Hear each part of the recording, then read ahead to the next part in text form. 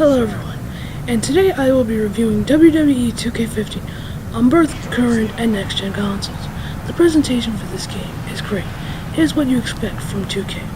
Both versions of the game on current gen, the graphics are what you expect for the Xbox 360 and PS3. Now on next gen, on the Xbox One, PS4, this game is beautiful. The character models are amazing. The crowds finally look good. It is one of the best looking sports games to date. Now onto the game modes and customization options. But this is where the problems start to creep in. First off, there are missing game modes, match types, and entrances on both versions, like that create story mode that was introduced in WWE SmackDown vs. Raw 2010 is gone. A majority of the entrances for tag teams have been stripped out. Both Inferno match and I Quit match are gone, and that's just on current gen. On next gen, there's even more match types that have been stripped out. Like the two I just mentioned, there's also no one-on-one ladder match, no mixed tag team match, no handicap matches, and more. And guess what? All of this was in last year's game.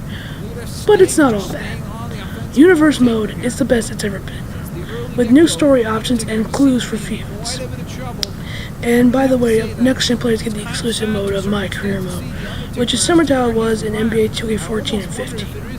But for current-gen players, we get Who Got NXT mode, which is taking one of the 5 NXT Superstars packaged for the game and putting them through challenges. There's Rusev, Bo Dallas, Sami Zayn, Adrian Neville, and Corey Graves. Also, another new mode on both versions is 2K Showcase mode, which is similar to 30 years of WrestleMania, but you go through 2 major feuds: the Shawn Michaels vs. Triple H feud, which ran from 2002 to 2004, and the CM Punk vs. John Cena feud in 2011. Packaged with the game, with 3 more already released as DLC and come free with the season pass. Now onto the gameplay. On current gen, the gameplay is the exact same as last year, which is good because the gameplay and controls were already solid. On next gen, the controls are the exact same.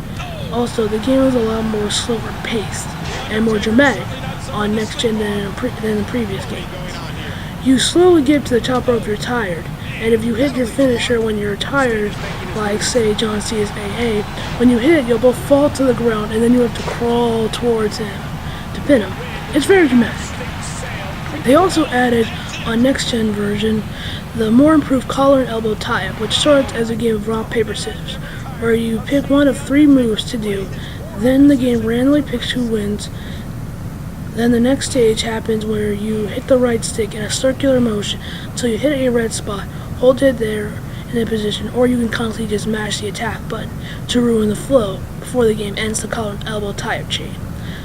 So the final verdict for WWE 2K15 on Xbox 360 and PS3 is a 7 out of 10. On Xbox One, PS4, it's a 7.5. On current gen, it's a very cautious recommend. I say if you want a good WWE game, you're better off for WWE 2K14.